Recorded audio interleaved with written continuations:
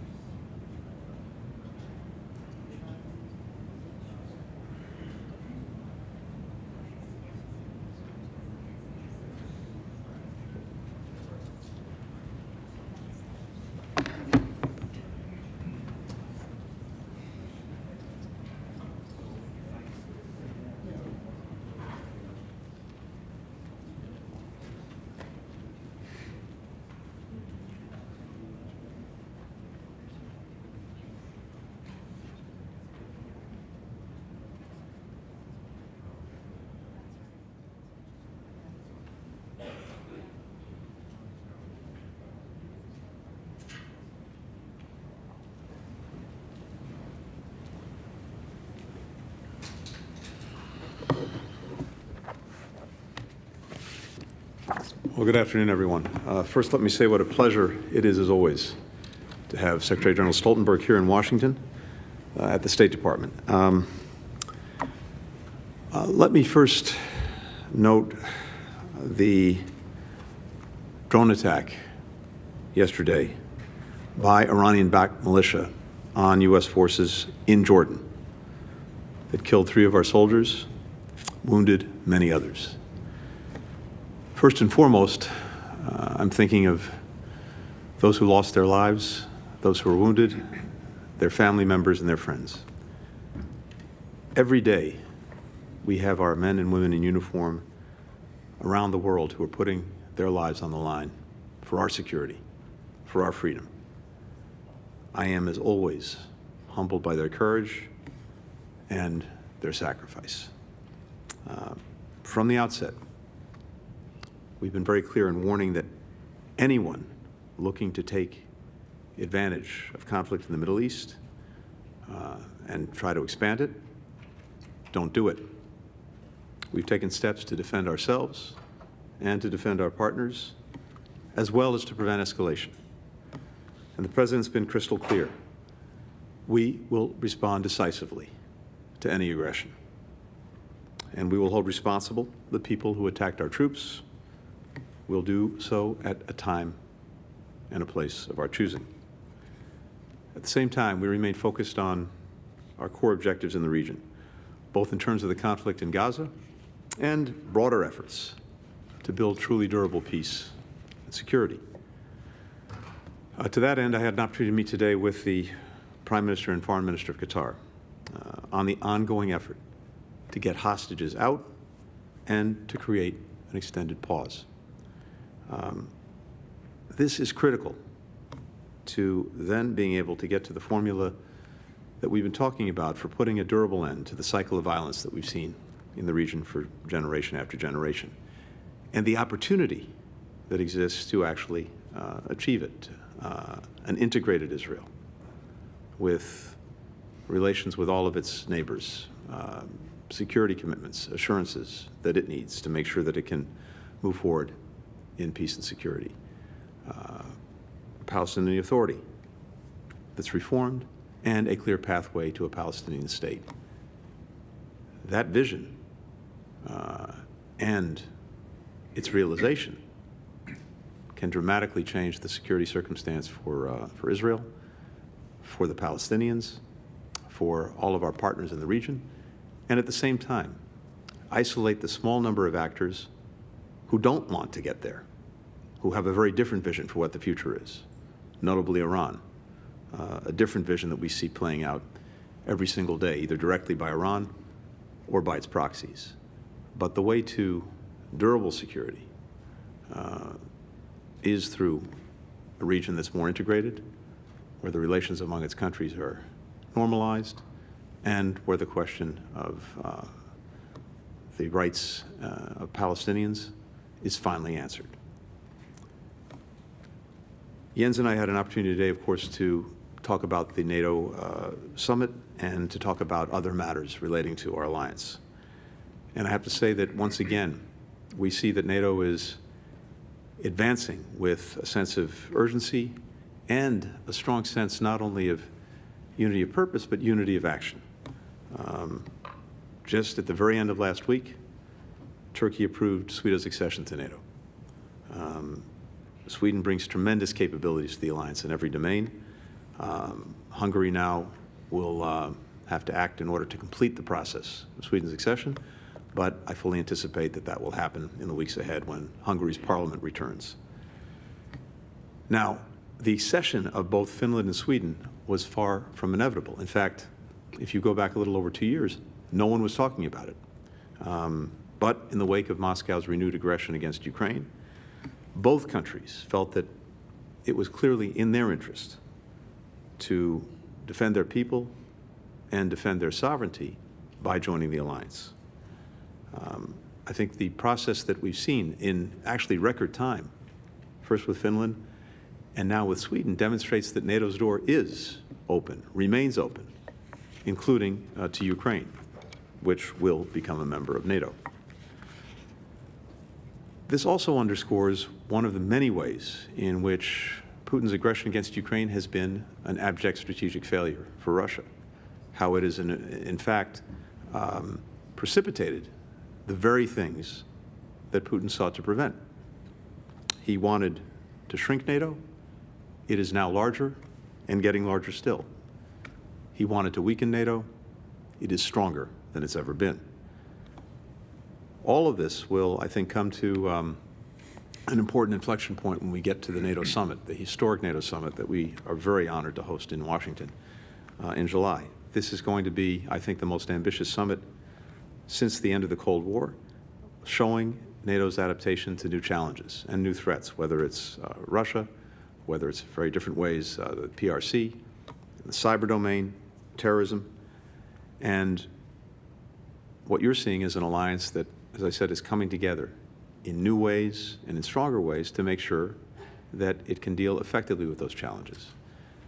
And even as we're celebrating, when we get to the NATO summit, 75 years of its history, the real focus of the summit is going to be on the next 75 years and everything NATO has done to adapt and make itself, as it has been, indispensable to the defense and security of its members.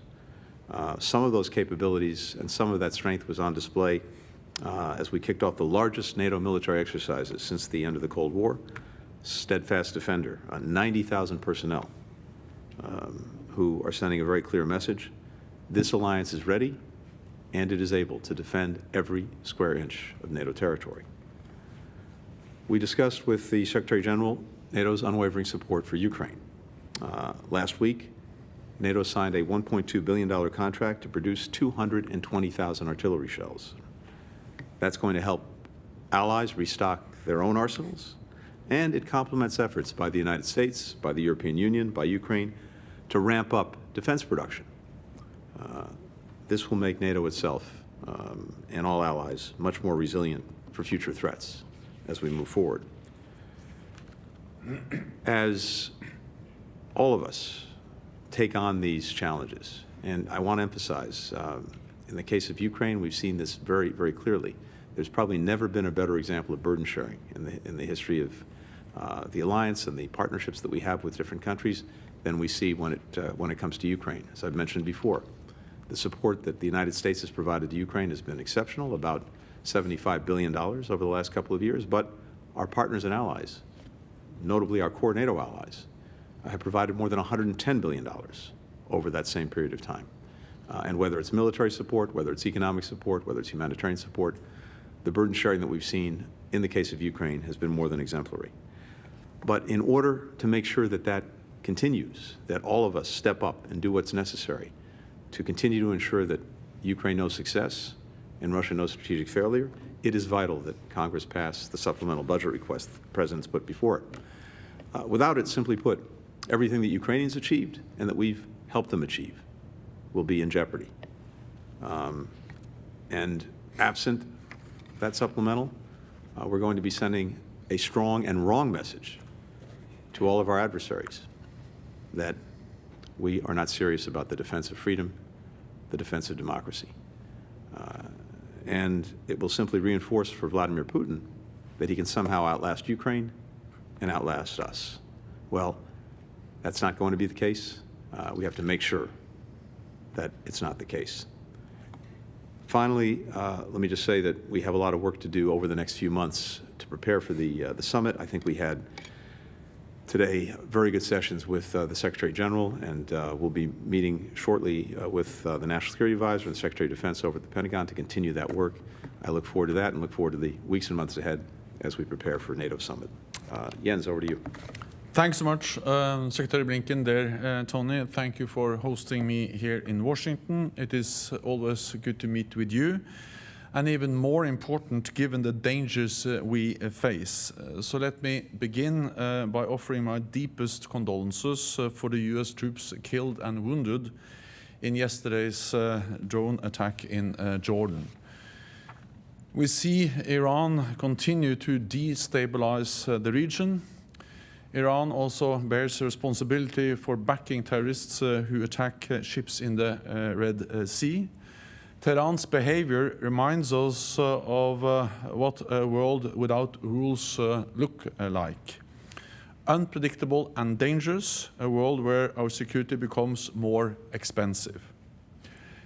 I welcome your tireless diplomacy, Secretary Blinken, to prevent further escalation of the war in Gaza, your efforts to alleviate human suffering, and your hard work towards a peaceful resolution.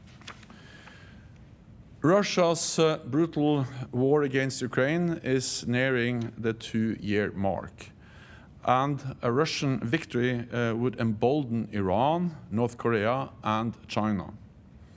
That matters for Europe's security, and it matters for America's security. So supporting Ukraine serves US interests.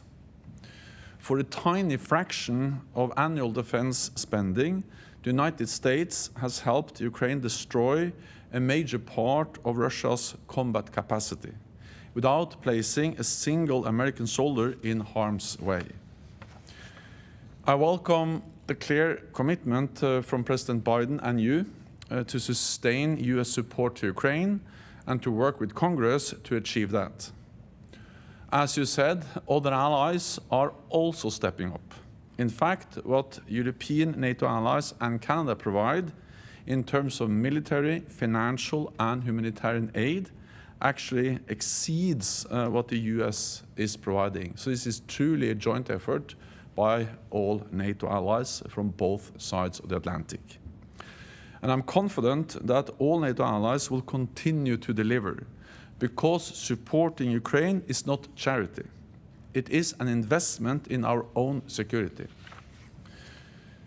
President Putin started this war, and he could end it today if he stopped attacking a neighbor.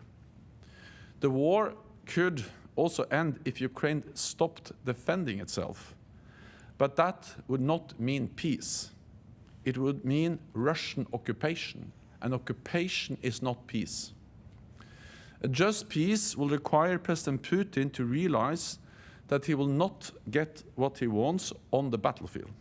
Moscow must accept a negotiated solution where Ukraine prevails as a sovereign, independent nation. What happens around the negotiating table is inextricably linked to the situation on the battlefield. So if we want a lasting, just peace, we must provide Ukraine with more weapons and ammunition. Weapons to Ukraine is the path to peace. Finally, we also discussed adapting our alliance for the future. In July, we will mark NATO's 75th anniversary with a summit here in Washington. And as you said, NATO is getting stronger and bigger. Finland is already a member. Sweden will become a member soon.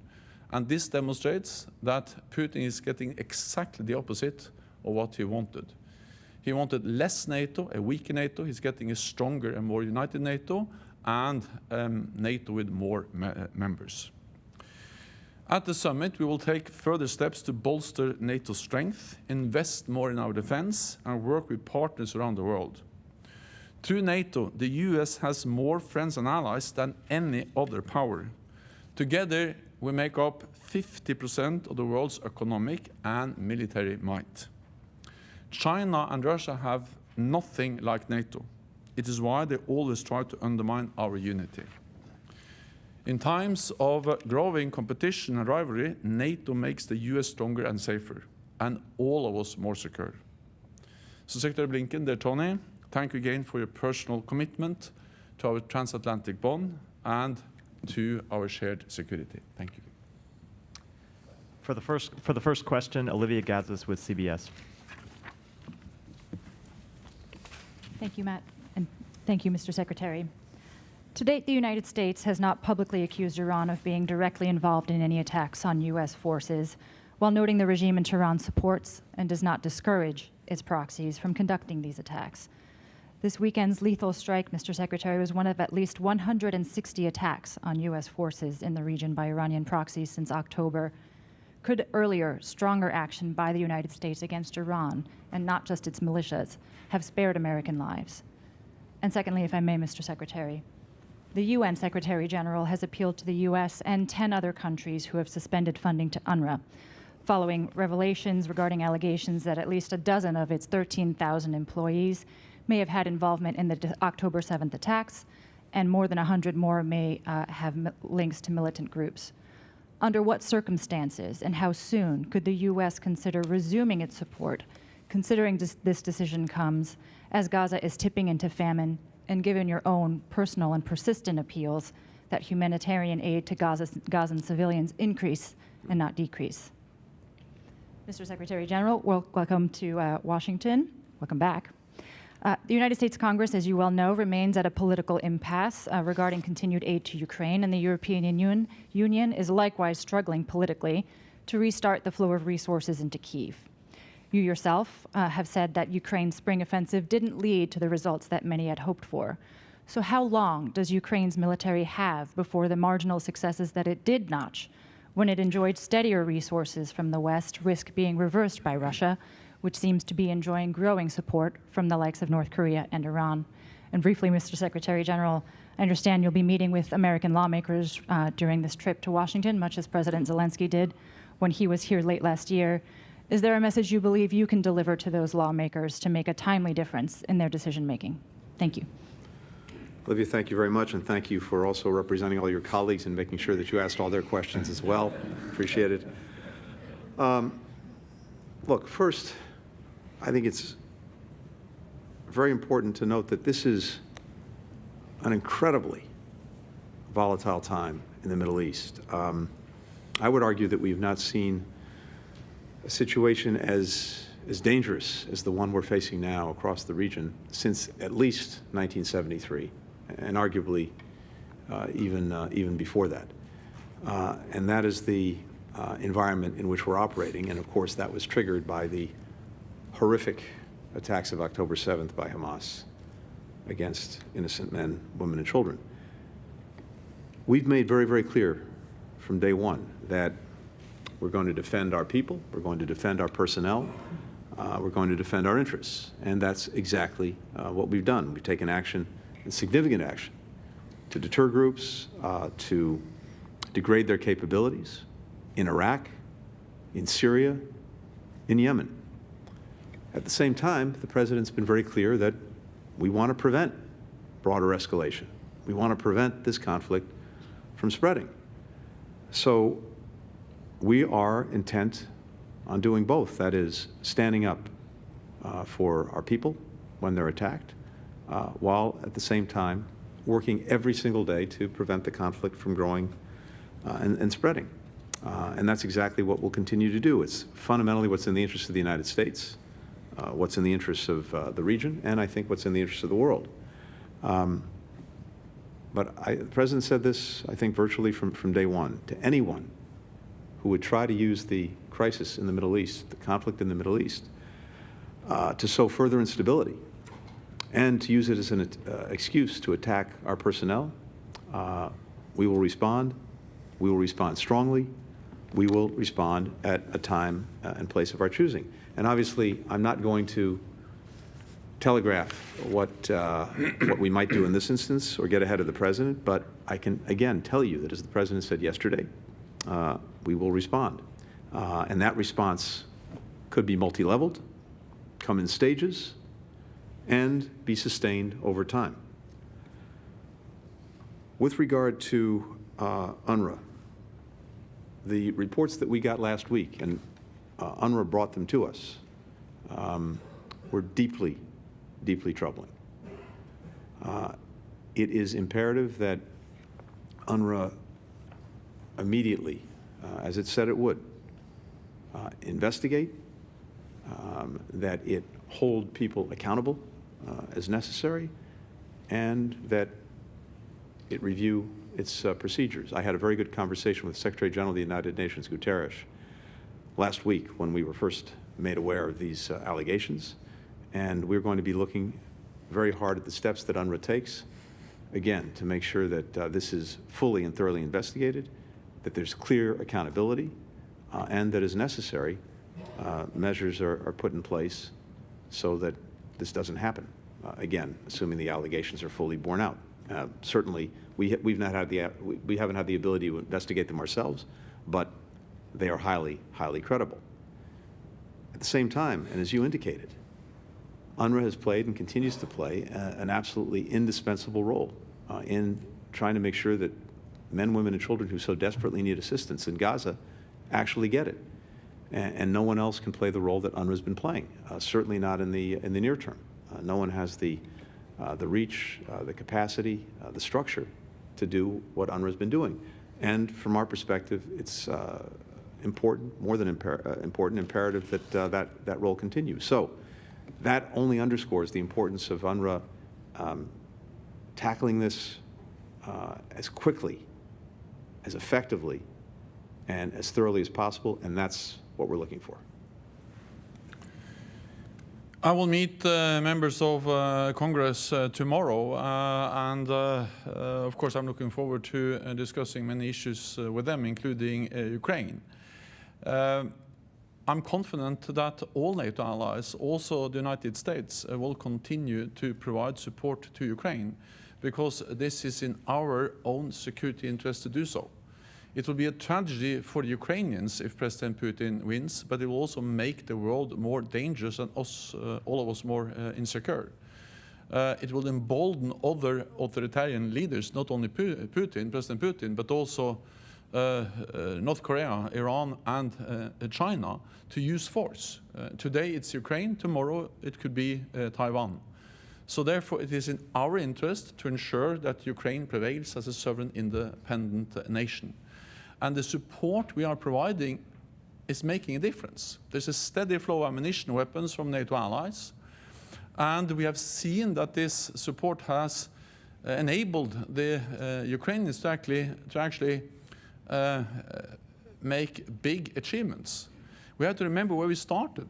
When this war started, or when the full-fledged invasion happened in February last year, or in 2022, most experts feared that Russia would control Kiev within days and the whole of Ukraine within weeks.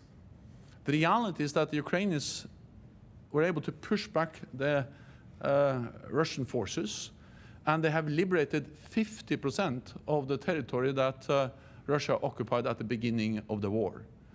They have been able to inflict heavy losses on the Russian armed forces, more than 300 casualties, thousands of armored vehicles have been destroyed, and hundreds of planes.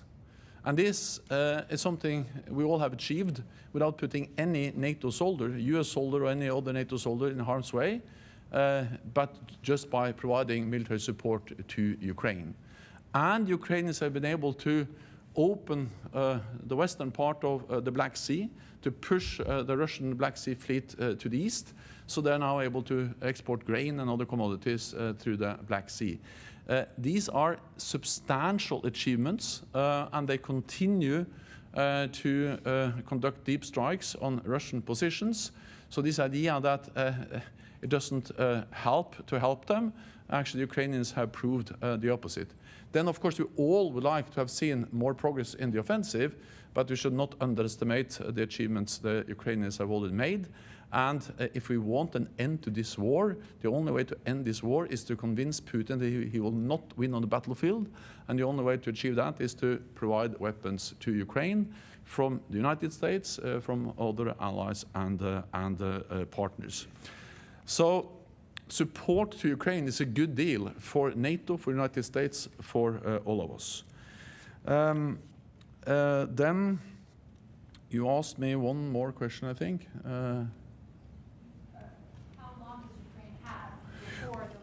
Well, the wars are by nature unpredictable, but the only thing we know is that we need to continue to support them, and I'm confident that we will do so. And also when we meet here in Washington, I'm confident that allies will again commit to sustain their support for Ukraine. Catriona Perry with BBC. Thank you, Catriona Perry with BBC News. Mr. Secretary, if I could just follow up on my colleague's comments there. You referred to a multi-staged response to yesterday's attack. Do you hold Iran directly responsible? Do you consider the the US to be at war or on the verge of war at this point? And what impact would any response have on the hostage ceasefire deal, which we're told is at an advanced stage at this point? And Mr. Secretary General, if I could ask you what NATO's view is of the risk of the US becoming involved in a direct conflict with Iran, what that means for NATO's other priorities, including Ukraine, and on the risk to further US funding of Ukraine. Can NATO and other allies, including the EU, keep Ukraine going without the US if they need to do that? And just on the point of EU and European countries, on the issue of Sweden and Hungary holding out on its ratification of membership, do you think, is that forthcoming soon, and what does that mean for future expansion of NATO? Thank you.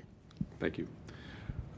So the attacks that have taken place since October on our forces, on our personnel, in both Iraq and Syria, have been conducted by groups that are aligned with Iran, and indeed are supported by Iran, funded by Iran, equipped by Iran. And I would note that the presence of our forces in both Iraq and Syria has nothing to do with Gaza, nothing to do with the conflict that's taken place since October 7th. It's the horrific attacks by Hamas, and everything to do with making sure that ISIS doesn't reemerge. That's why they're there, something that Iran should share as an interest. But on the contrary, the groups that are aligned with it have been conducting these attacks. And as I mentioned, we do not seek conflict with Iran. We do not seek war with Iran, but we have and we will continue to defend our personnel and to take every action necessary to do that, including responding very vigorously to the attack that just took place. And as I mentioned, I'm not going to get ahead of where the President is. I'm certainly not going to telegraph the response, but as I mentioned, that response could well be multi-leveled. It could come in stages, and it could be sustained over time. At the same time, totally separately, we have been working to try to get hostages back out of Gaza, and at the same time to get an extended pause in. And that effort is something that we are very, very actively pursuing right now with, of course, our partners in Qatar and Egypt, as well as Israel. Those who are trying to expand the conflict, broaden the conflict, escalate the conflict, they may say that they're doing that somehow in response to Gaza, but every action they're taking really is to perpetuate the conflict and to expand it. They don't have the interests of anyone in mind except their own interests as they see them. And we're determined, again, that we do everything possible not to see the conflict expand. On the contrary, we're working to end it, and end it in a way that the atrocities of October 7th never happen again, as well as the suffering that we've seen on the part of Israelis and Palestinians alike doesn't happen again. That's what we're working toward, and that's where our focus is. First, on the issue of Swedish membership, I welcome, of course, that Turkey now has finalized the ratification process with the decision in the parliament and also the signature from President Erdogan. This demonstrates that Turkey has followed up and delivered on what we all promised at the NATO summit in Vilnius last summer, and it demonstrates that NATO's door is open. I spoke last week with Prime Minister Orban of Hungary, because now Hungary is the only country that has not yet finalized the ratification process. Prime Minister Orban was very clear that he supports Swedish membership of NATO. He told me that the parliament in Hungary will reconvene at the end of February, and I expect also, in line with what he said, that the Parliament will then finalize the ratification shortly after that. So I'm confident that Sweden will be a full member of the alliance. That will make NATO stronger. It will send a clear message to Moscow, and it will demonstrate that it's for NATO allies to decide who is going to be a member. Moscow have no veto over NATO enlargement. Then on Iran, of course, Iran is responsible for destabilizing the whole region, threatening stability and security in the Middle East. It is repressive at home and aggressive abroad. We have seen this through many different attacks, and also the different proxy groups, terrorist groups that Iran supports. This underlines, of course, also the risk of escalation, and therefore welcome the efforts by the United States to address these risks. And it is important that we also realize that Russia and Iran are now aligning more and more. Russia is more and more dependent on drones from Iran. They have actually built a new factory in Russia based on Iranian drone technology.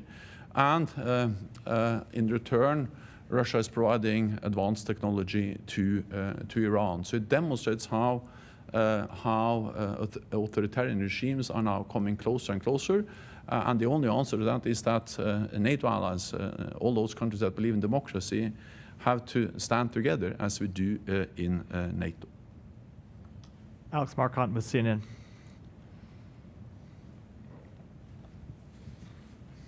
Thank you.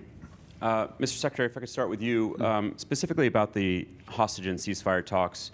Can you share specifically what progress was made yesterday in Paris? The Qatari Prime Minister, after his meeting with you, he made it sound like a broad framework had been agreed to, and it was being taken to Hamas for them to take a look at.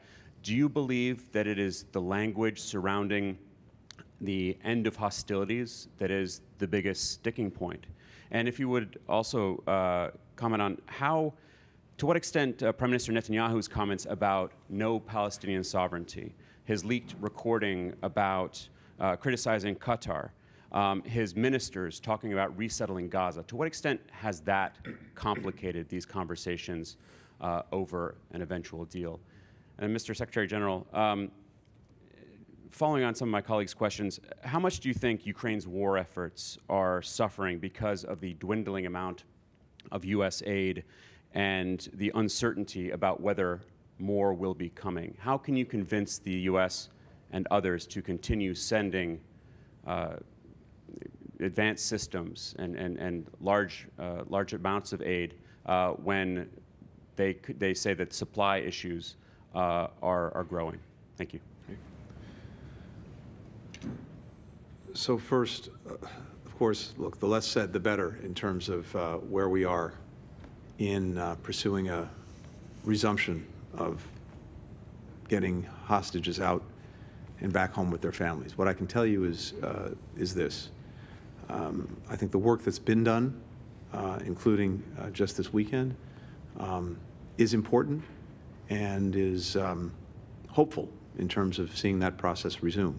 Recall that in the first go-round, we were able, with our partners in Qatar and Egypt, to get an agreement that resulted in the release of more than 100 hostages. And I believe that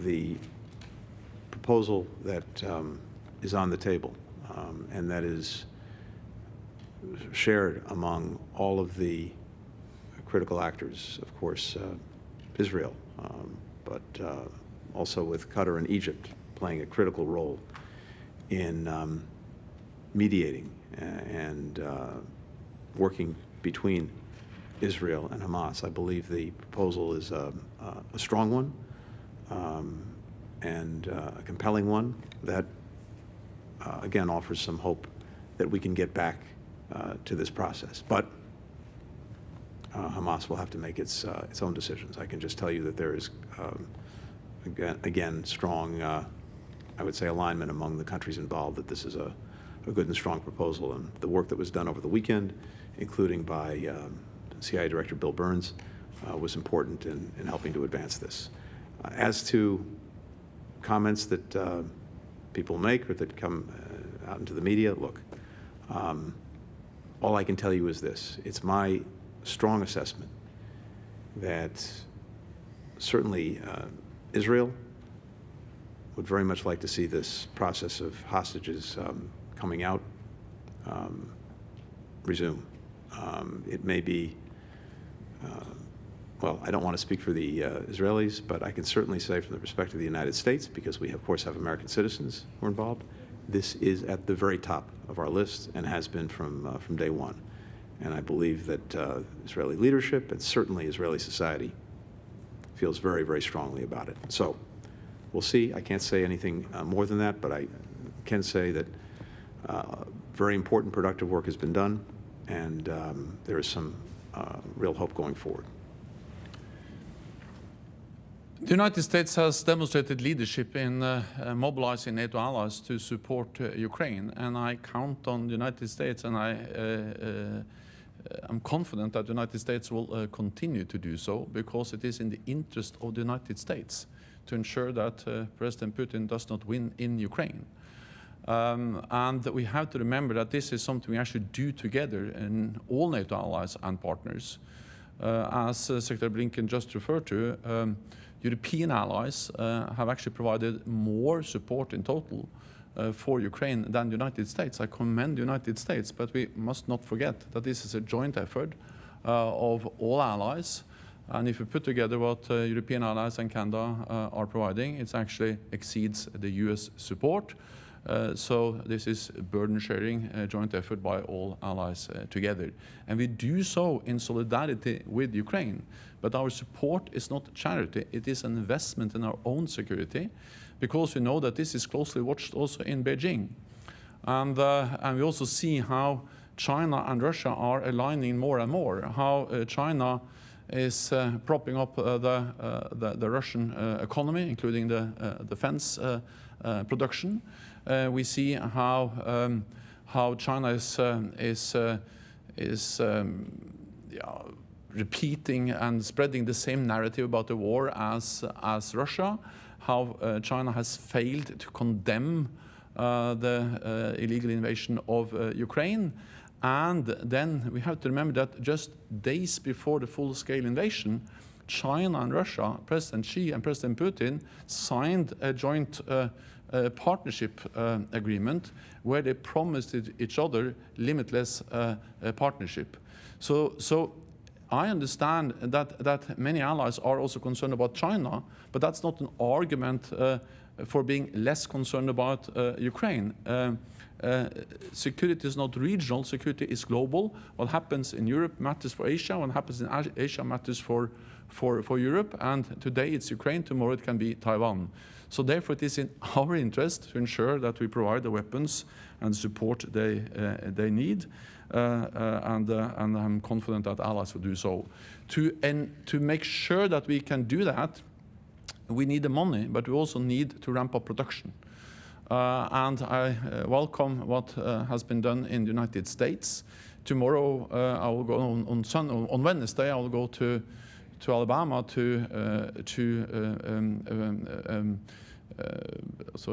a factory there where they are producing javelins, Lockheed Martin, to recognize the importance of ramping up production.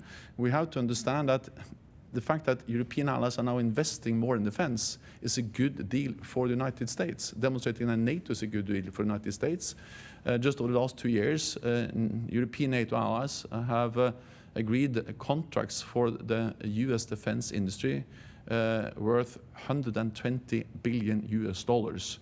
We need to do more, and therefore I welcome also that NATO has now, over the last months, actually agreed contracts worth $10 billion to ramp up production of ammunition, of interceptors for the Patriot batteries, and so on. That enables us to replenish our own stocks, but also to continue to provide support to Ukraine. So we are able, we have the will, and I'm confident that we'll have the necessary decisions both in the United States and in Europe to continue the support. And for the final question, Anders Tvegard with Norwegian Broadcasting Corporation. Thanks very much. Mr. Secretary, the Biden administration's policy on supporting Israel is unmistakable. How do you look at the interim ruling by the World Court on Gaza? And if I may, you talked about Congress and the funds. What message does this send about U.S. leadership when your administration cannot or won't hold words or promises? I mean, you cannot fulfill them by action. And Mr. Secretary General, Mr. Stoltenberg, you have now repeatedly warned about saying that China is watching the discussions over here about arming Ukraine. How does this play out? How will China use this? Thank you. Let me take the second part of your question first.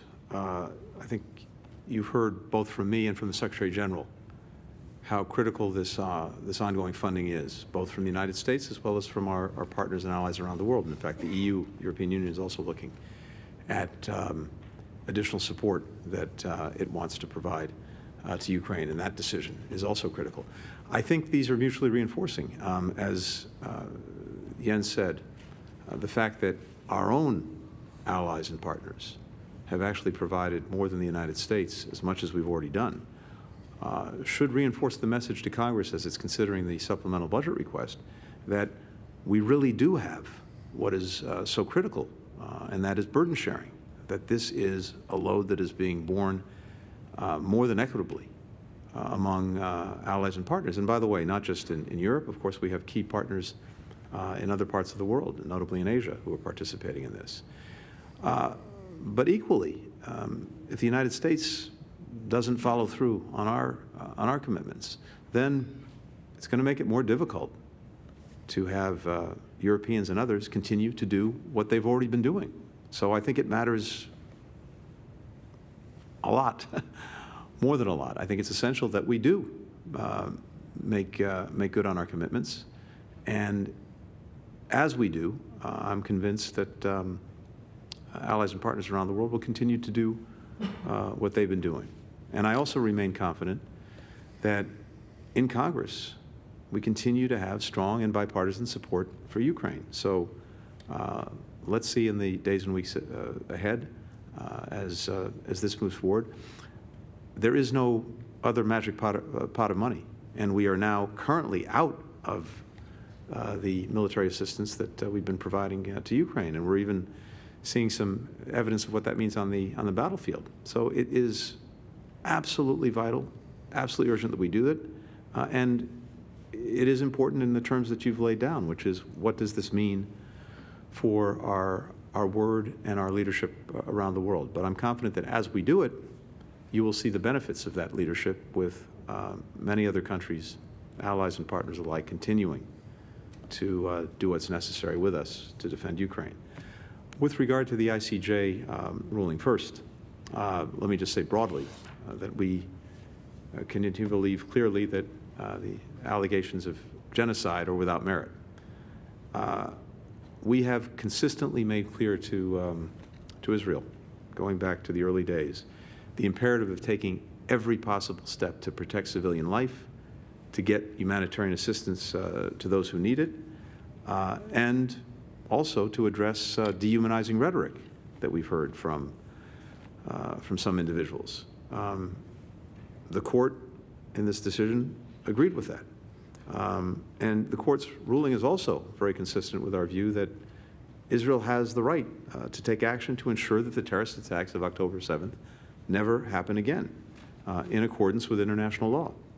So I can just say we've took note of the opinion.